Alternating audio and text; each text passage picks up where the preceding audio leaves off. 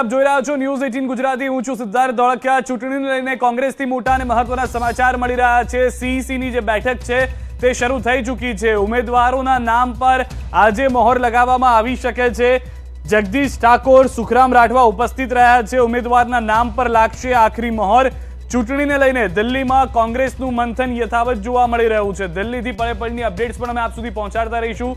News 18 સંવાદદાતા દિલ્હીથી અમારી સાથે જોડાવા જઈ રહ્યા છે, જેમની પાસેથી સીઈસીની બેઠકને લઈને પણ જાણકારી મેળવીશું। હાલમાં જે જાણકારી છે તે પ્રમાણે જગદીશ ઠાકોર પહોંચી ચૂક્યા છે। બેઠકની શરૂઆત થઈ चुकी है। न्यूज़ 18 संवाददाता दिल्ली थी रचना हमारी से जुड़ेगा। रचना, जिस तरह से कांग्रेस आक्रामक तौर पे इस बार उम्मीदवारों के नाम पे चर्चा किए जा रही है, क्या जानकारी उससे लेके प्राप्त हो रही है?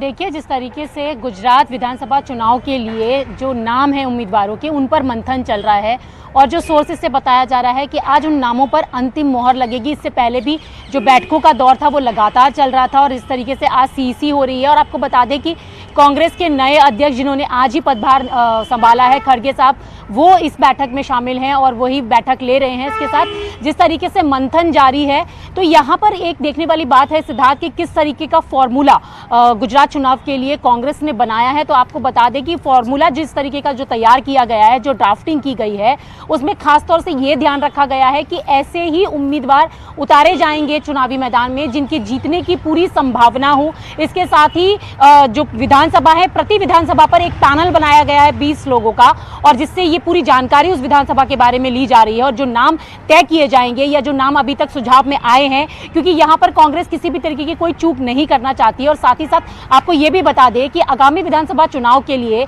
जो उम्मीदवारों के नाम घोषित होंगे या जिनके नाम पर अंतिम मोहर लगेगी, वो सबकी सम्मति के साथ, सबके सहयोग के साथ तय कर रही है कांग्रेस। तो आपको बताया कि मैंने जैसे बताया आपके फॉर्मूले की बात अगर हम करें, तो यहाँ पर उन उम्मीदवारों के नाम पर ही सहमति बनाई जाएगी जिनके जीतने की पूरी उम्मीद हो, जो जीते, क्योंकि कांग्रेस चाहती है कि वो वापस सत्ता में आए। और इसके लिए जिस तरीके की ड्राफ्टिंग की गई है और जो उम्मीदवार तय किए जाएंगे या जिनके नाम पर अंतिम मोहर लगेगी, उनको पूरी तरीके से उनकी स्क्रीनिंग की जा रही है, खंगाला जा रहा है, उनका जो पूरा बायोडेटा है उसकी पूरी जांच की जा रही है, ताकि किसी भी तरीके की कोई यहाँ पर चीज़ें ऐसी ना हो पाए जो बाद में जाकर उसके लिए परेशानी का सबब यहाँ पर हो। तो ये जो उम्मीदवार तय किए जाएंगे उनके बारे में भी ये पूरी तरीके से छाना बीना जा रहा है। जो पैनल बनाया गया है वो ये देख रहा है कि किसी तरीके का कोई उनके ऊपर विवाद तो नहीं है या किसी तरीके का कोई केसेस तो नहीं है, स्थिति कहीं ना कहीं किसी भी प्रकार से डाइसी ना हो, इसका खास ध्यान रखा जा रहा है। और चूंकि आपको पता है कि जिस तरीके से विधानसभा चुनाव के बेहद कम दिन रह गए हैं और तैयारियां शुरू हो गई हैं, पार्टियां अपने प्रचार में जुट गई हैं, तो इस बार बीजेपी के साथ साथ आम आदमी पार्टी भी बड़े दावे कर रही है। तो उसका क्या तोड़ बनाया जाएगा, उसकी क्या एक रणनीति रहेगी कांग्रेस की तरफ से, तो इन सभी चीजों पर मंथन यहाँ पर चल रहा है।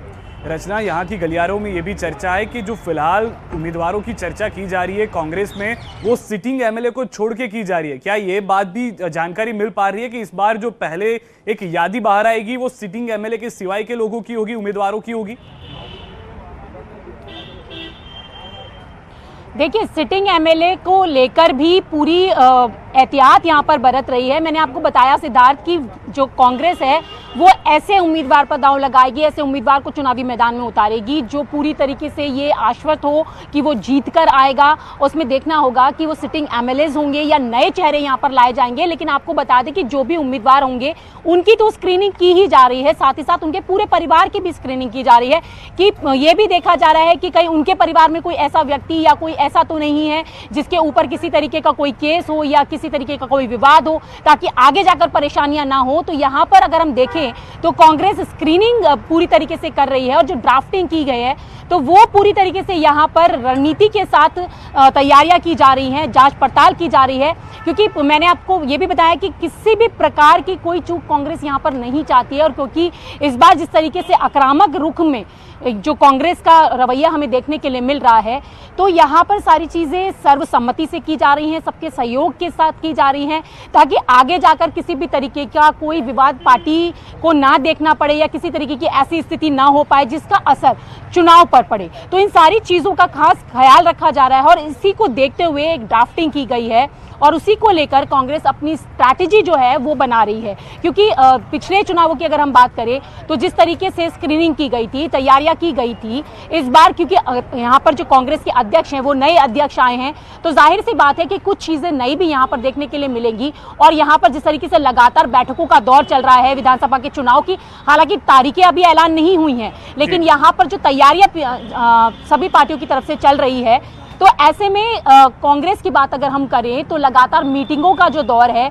वो दिल्ली मुख्यालय में भी चल रहा है। साथ ही साथ कांग्रेस गुजरात के भी दौरे कर रही है, क्योंकि यहाँ पर जो उनकी स्ट्रैटेजी है वो सिर्फ यही चाहते हैं कि सत्ता में वापसी किस तरीके से हो और किस तरीके से जो सामने पार्टीज है उनका तोड़ एक कांग्रेस यहाँ पर बनाए, या कुछ ऐसी रणनीति तय करे जो उनका वोट बैंक है वो वापस उनकी तरफ आए और सत्ता के गलियारों में एक बार फिर कांग्रेस अपना परचम लहराए। જી શુક્રિયા રચના સારી જાણકારી કે लिए। તો આજે જે મહત્વની વાત છે કે સીઈસીની બેઠક થવા જઈ રહી છે, મલ્લિકાર્જુન ખડગે આજે જ રાષ્ટ્રીય અધ્યક્ષ તરીકેની જવાબદારી પણ સંભાળી છે અને હવે આજે બદલાવ જોવા મળી રહ્યો છે। કદાચ આવનાર સમયમાં ગુજરાતમાં કોંગ્રેસ માટે મહત્વનો થઈ જશે। જે રીતે રાષ્ટ્રીય નેતૃત્વ બદલાયું છે તે રીતે સ્થાનિક નેતૃત્વ